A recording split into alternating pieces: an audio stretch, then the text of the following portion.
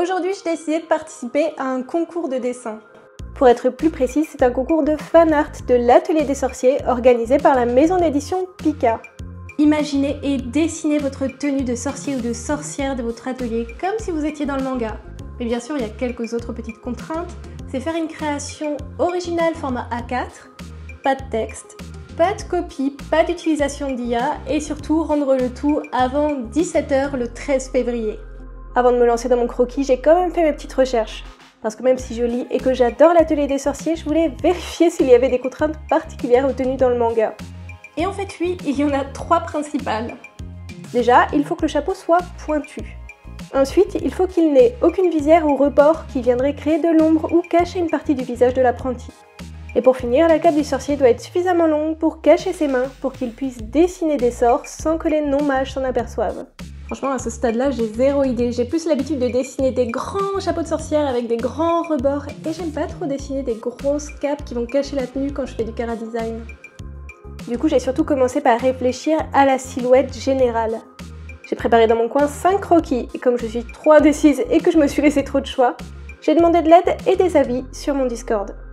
Je demande souvent des avis sur mes vidéos sur Discord, alors si vous aussi vous voulez donner le vôtre, le lien est en description de la vidéo.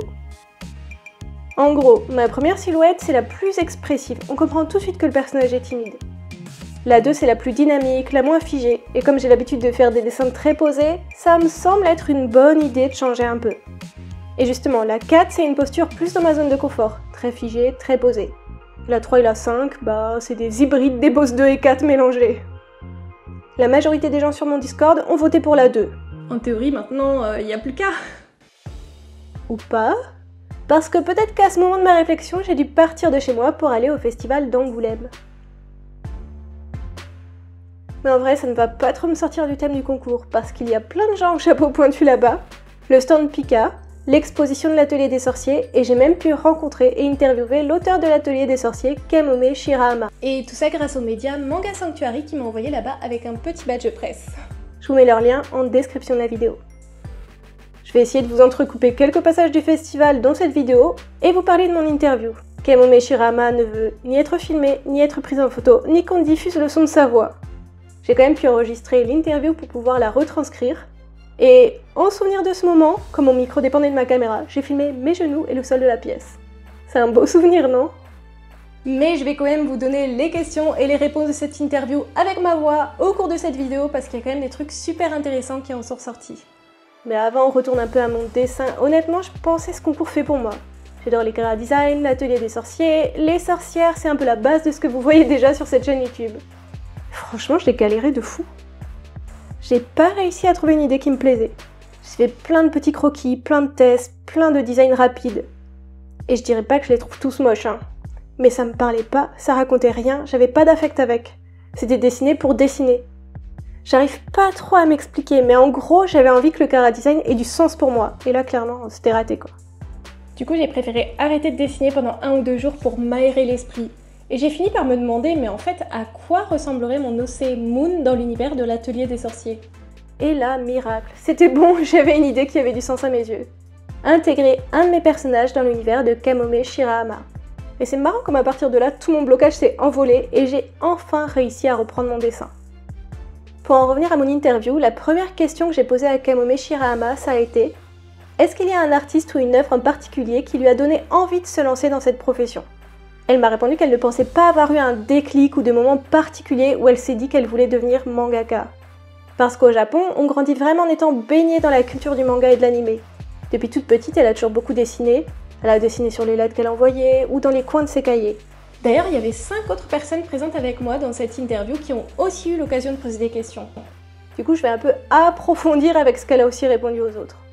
Elle a raconté que ses parents étaient peintres et designers, et que même si elle n'avait pas de souvenir de les avoir vus dessiner, vu leur métier, c'est évident que ça a dû avoir une influence sur elle. Parce qu'ils lui ont acheté beaucoup de livres, d'artbooks, de papier et de matériel à dessin. J'ai continué en lui demandant si elle avait une bête noire en dessin, s'il y avait un aspect en particulier qu'elle n'aimait pas dessiner et si elle avait réussi à surmonter ce blocage et comment. Elle m'a répondu qu'elle était très peu sûre d'elle en général lorsqu'elle dessinait. Et l'astuce qu'elle a trouvée, c'est de détailler le plus possible ses dessins. En gros, plus il y a de traits sur une de ses illustrations, plus ça veut dire qu'elle n'était pas à l'aise. Elle m'a dit qu'étoffer comme ça ses dessins, c'était une manière d'atténuer le manque de qualité d'un dessin, et de récompenser le lecteur en lui fournissant un plus gros volume de travail et de détails. J'avoue que sa réponse m'a vraiment marquée. En vrai, le principe est assez logique. Ajouter plein d'éléments et de détails pour améliorer le dessin, et en quelque sorte, détourner l'attention des éventuelles faiblesses et défauts. Je pense que c'est quelque chose que je vais essayer d'appliquer à mon travail. J'aime bien l'idée. D'ailleurs, c'est grâce à ça que j'ai dessiné des motifs sur le tissu à certains endroits de mon chara-design. Et dans l'atelier des sorciers, j'adore justement qu'il y ait plein de détails.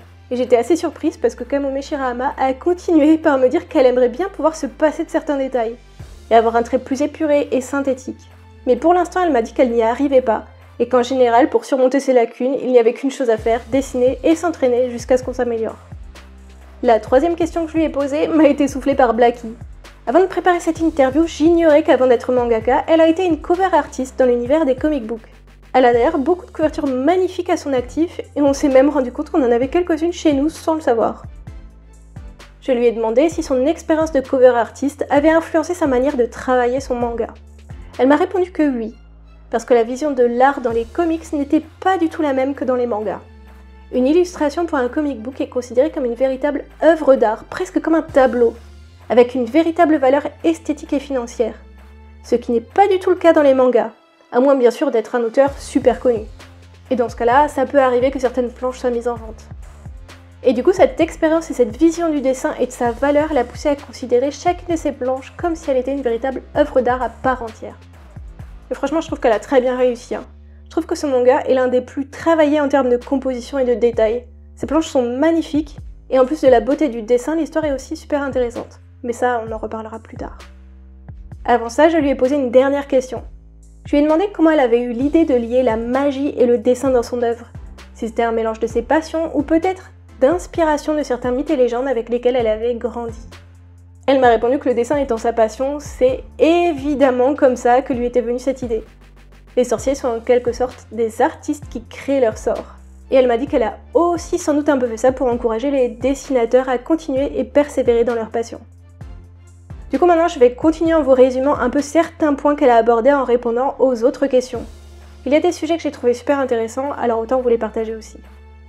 Elle a raconté que l'univers fantastique de son manga pouvait être interprété comme une allégorie du monde et de ses problèmes.